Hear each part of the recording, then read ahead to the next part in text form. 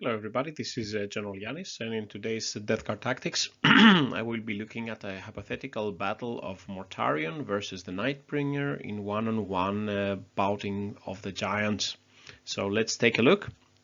So we are in the middle of Christmas and New Year's period, holiday period, and a bit slow on the news, and still waiting for the codex.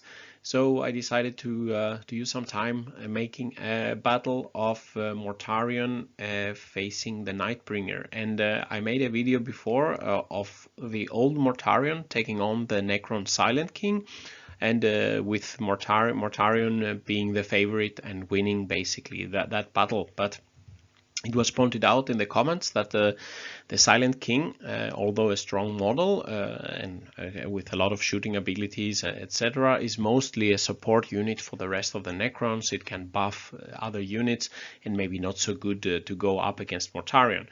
But instead, people pointed out that C'tan Shard of the Nightbringer, that would be a Necron model more suitable to take on a duel with Mortarion.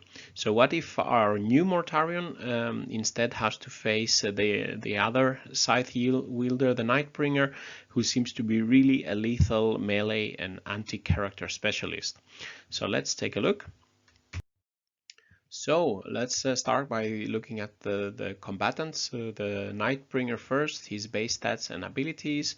So the Nightbringer is a model costing 350 points, so it's cheaper than Mortarion. He has 8 movement, good weapon skill and ballistic skill of 2+, strength 7 and toughness 7, only 9 wounds, 6 attacks, 10 leadership, 4+ save and 4+ invul save. So nothing immediately that would scare Mortarion until we go on to the weapons and the abilities. So his only weapon is the Scythe of the Nightbringer, and it's quite fitting, I think, that the Nightbringer has a Scythe fighting on Mortarion's Scythe. He has 2 profiles like Mortarion, a Reaping Sweep, which is not so interesting in this battle, but he can make 2 hit rolls per attack, damage 1, AP -3, and strength user. Not very good against Mortarion. But then he has the Entropic Blow with the Scythe, which is a strength double, so strength 14, and wounding therefore Mortarion on a 3+, AP -4, damage d6, and here comes the thing. Invul saving throws cannot be used against this weapon. So basically when the Nightbringer would swing the Scythe with Entropic Blow on Mortarion, Mortarion would not be able to make any saving throw. So this is really terrible for Mortarion here. Additionally, the Nightbringer has the Necrodermis ability, which gives him the 4+ invul save, and he can maximum lose 3 wounds per phase. So there is a cap, a limit to how many wounds he can take.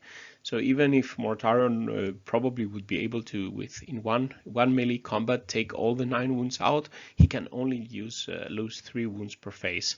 So that means that Mortarion, in order to take him down, would be needing to shoot him and use in the shooting phase, in the psychic phase, and chip wounds away in multiple phases to take out this model. He also has, if on top of all this, the Nightbringer has the Drain Life ability, so the enemy cannot use any Ignore Wound rules. So basically our old Mortarion would not be able to use the 5+ Disgusting Resilient, Feel No Pain, so that would be useless. And with the previous model, basically invul save, no saves at all, no feel, no pain. Basically all the 6 attacks, everything that hits and wounds just goes through, and it's d6 damage. So it basically could kill Mortarion with some good damage rolls. So really a terrible opponent to face. As I understand this rule, that you cannot use any rules to ignore wounds, I think that Mortarion still can use the new Disgusting Resilience to reduce the incoming damage by 1. This could be debated, I guess, but let's see on the results if it makes any difference. In these simulations, I've used that the d6 is reduced by 1 to a minimum of 1. The Nightbringer also has the Living Metal ability, so he can regain 1 lost wound at the start of his own turn. And if on top of everything else, he can use 2 C'tan powers after movement. and these are not psychic powers as I understand it, and therefore cannot be denied by Mortarion. And he knows the Gaze of Death, which is also terrifying, so he can select one enemy unit within 9 inches, 3d6 for each 4+ d3 mortal wounds. And the new Mortarion doesn't have any protection against mortal wounds. Unfortunately, the older Mortarion will be able to have a 5+ feel no pain against the mortal wounds. And then he can select one more C'tan power, and I looked at the 6 available, and I selected for Nightbringer in this fight the Transdimensional Thunderbolt. Basically, you roll a d6 against an enemy within 24 inches. On a 2+, that unit suffers d3 mortal wounds. And also it deals d6 damage for enemies close to the first enemy. But in this one-on-one fight, it doesn't make sense. It doesn't matter, at least. But he would be able, with the powers, to possibly deal mortal wounds here and mortal wounds here. And with his melee damage, he poses a lethal threat to Mortarion. Looking at our new Mortarion, his base stats and abilities, unchanged point cost of 490 points, 2+ weapon skill, 2+ ballistic skill, 8 toughness, it has improved, 18 wounds, more attacks, and the invul save of 4+, which you of course cannot use against the Nightbringer, which is really terrible. And then we have the weapons, the lantern, the pistol can do, in 12 inches, he can do the 3 damage. And basically, hopefully, if he can hit with his weapon, he could take the 3 damage as the maximum, make 3 wounds on the Nightbringer. Then hopefully with some psychic power he can get some more wounds, and then with a silence in close combat, just hitting once with a eviscerating blow and Nightbringer not saving, then just one hit would make 3 wounds. So in this case, I think in the melee combat we can fairly assume that Mortarion will be doing at least the 3 wounds necessary, the limit for that phase. So he also has the Primarch of the Death card ability, so he can select a core or character unit to get full rerolls to hit. And here he can target himself. He's a character, he can select himself. So in this fight he will also have reroll once to hit, helping him with a pistol. With eviscerating with a melee, it basically doesn't matter because he will just be hitting the limit anyway. His Toxic Presence gives the -1 toughness aura within 9 inches. Doesn't make so much difference here, taking the opponent from toughness 7 to toughness 6, but basically all weapons will be still wounding on 3+. Host of Plagues, he can select a Warlord trait from Plague Companies, and it says additional to any he has, and I have assumed here that he still has the Arch Contaminating, allowing rerolls for Plague weapons, but again, doesn't really make sense because he will be doing the limit in melee damage. And then I looked at the Plague Company's Warlord traits, and I think in this battle he would be happy to take Gloaming Bloat. So the Warlord can only be wounded on wound rolls of 4+, giving a bit more protection instead of the 3+ that the Scythe of the Nightbringer will be hitting him. He needs as much protection as he can get for this battle. And then he can cast 2 powers in the psychic phase. Smite, very important to bring him down. He doesn't need to buff himself up to make more wounds in melee because he will be hitting the limit. So in this case, the Smite will help him hopefully take down the Nightbringer. And then Miasma of Pestilence, I think, is the best choice. There are not super good other psychic abilities that can give mortal wounds to Nightbringer. Basically on a dice roll of 6 with one of them, it's not really good, but he can get some help of Miasma of Pestilence, -1 to hit. Any additional protection will be needed, especially when we cannot do the invul saves. So the battle rules, I assume that the models are close to each other so that they can shoot and charge in the first turn that they start. They are not allowed to hide or run away. That would be not very nice for the Primarch. Probably it would be nice to run away, but I don't think this is not allowed in my battle here. And I haven't used any stratagems or command point rerolls or any command points used in this battle. The strategy is quite straightforward for the Nightbringer. He only has melee weapons. He wants to get into combat as soon as possible. to try to kill him. But with some lucky rolls, he could be possibly slaying Mortarion in one melee phase. And also he wants to use the powers of C'tan to deal as many mortal wounds additionally, where Mortarion is defenseless. He cannot deny and he cannot save. So the Nightbringer, the tactics is simple, but and Mortarion, it's a bit more complex, but still not so many options in this fight. Mortarion, although he in normal conditions would be able to one-shot a character like the Nightbringer, he cannot do so because the limit of 3 wounds per phase.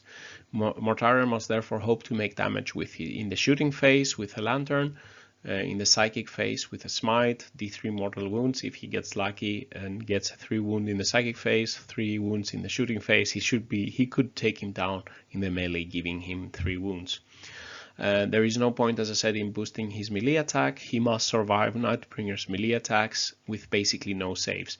So therefore he wants to use the Miasma of Pestilence and the Gloaming Bloat Warlord trait to try to not get all full damage from the Nightbringer. In the ideal world, Mortarion would like to keep Nightbringer at a distance. However, this is not allowed in my fight. So if he gets to go first, his best choices would be to charge, hoping to kill Nightbringer first and fight first in the next phase.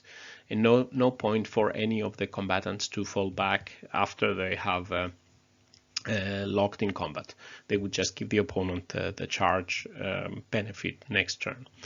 So in this simulation, I do the first turn dice roll. If Mortarion wins, then he would do the psychic phase. He would cast Smite and he would cast Miasma of Pestilence if he can get it. Then he would shoot the lantern. Then he would charge. He would fight first. Then the Nightbringer fights first if he's alive. Then he will continue following the next rounds. Then Living Metal would give 1 wound back to the Nightbringer. He would use the powers of C'tan, shooting the mortal wounds on Mortarion. Then Mortarion would fight first again, and then the Nightbringer fights, and then the battle continues until one of the models is killed. If the Nightbringer wins the first turn, then he would cast the powers, then he would charge, he would fight, and then the Mortarion would fight. Then it's Mortarion's turn to use the psychic abilities to shoot. Then the Nightbringer would fight again, and then the Mortarion would fight, and then it would continue. So let's look at the results for 200 simulations. So it's we can see unfortunately that the Nightbringer is the clear favorite. He's winning 60% of all the battles. Mortarion still can get 40% of the battle. And what we can see here is in this simulation I had the dice roll for the first turn and it gave roughly the same number of stars to the Nightbringer and Mortarion, and we see that it's a significant first turn advantage. And for example, when the Nightbringer starts, he wins 80% of the cases, and when Mortarion starts, he wins 60% of the cases.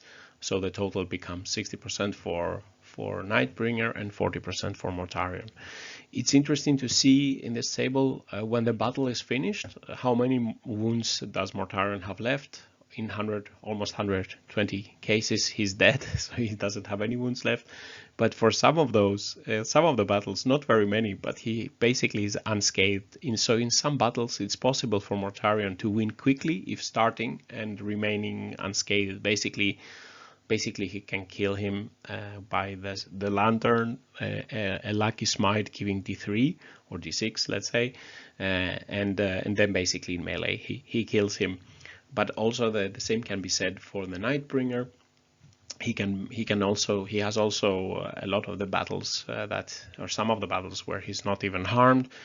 He can use the powers to get a lot of mortal wounds or Mortarion. Then with one fighting phase, he's able to kill a Mortarion. So really we see clear favorite. There is a clear first turn advantage. And there are some outlier cases where if you get some lucky rolls, either Mortarion or Nightbringer can win without being damaged. So how long does this fight take? So this is a very quick and brutal fight. Most of the battles, 120 of them, like 60%, are finished after just the first turn. So basically one turn of the one character and then the turn of the other character. Of those, 23 battles finished already after the winner's battle round. Basically, the opponent never got the chance. Basically, the opponent didn't get the chance to fight back. Basically. And then the remainder of the battles finish after turn 2, and no battle keeps on for more rounds. So it's really some quick and dirty battles here. So some summary and final thoughts. The Nightbringer's terrific melee abilities, allowing no invul saves, and the crazy Necrodermis durability, giving him this maximum 3 wounds per phase, which is quite crazy. And his C'tan powers for mortal wounds give him the upper hand versus Mortarion. So he has a clear advantage, and he's basically a beast against any strong character model. Mortarion is a bit has a tough battle at his hands versus the Nightbringer. His most significant strong point, I mean, Mortarion can do so much damage in melee. Basically, this is largely nullified by the Necrodermis ability of the Nightbringer.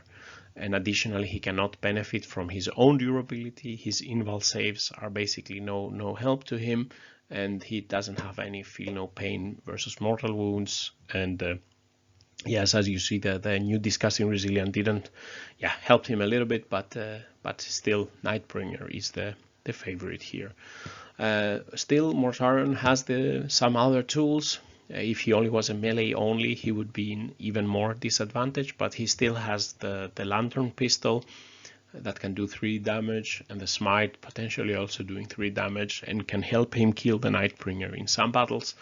And Miasma of Pestilence and the Gloaming Blow trait can give him a little more protection versus the Nightbringer scythe. So in a real battle, in a real fight with an army, so take care and avoid for Mortarion to go head on with an undamaged Nightbringer. The best way is to soften or bring Nightbringer down with other troops shooting or locking him down in melee, more psychic abilities smiting him before delivering the killer blow, but don't go head to head with your Mortarion on a Nightbringer. Get some other troops to soften him or keep him at bay, and then maybe delivering the killing blow. So what do you think about this battle? Have you ever faced the Nightbringer on the tabletop? And did you maybe have Mortarion? Did you get this fight matchup in a real battle? I haven't, but it's interesting to see the theory behind it, at least. So with these words, General Yanis is this concludes the video. If you like this video, please press like, make some comment, and do you have any other battle you would like to see one-on-one, this fun short theoretical battles? And subscribe to the channel, where I will be bringing you more analysis, unit reviews, and other death card tactics going forwards. So with these words, General Yanis is signing out. Stay safe out there, and bye-bye.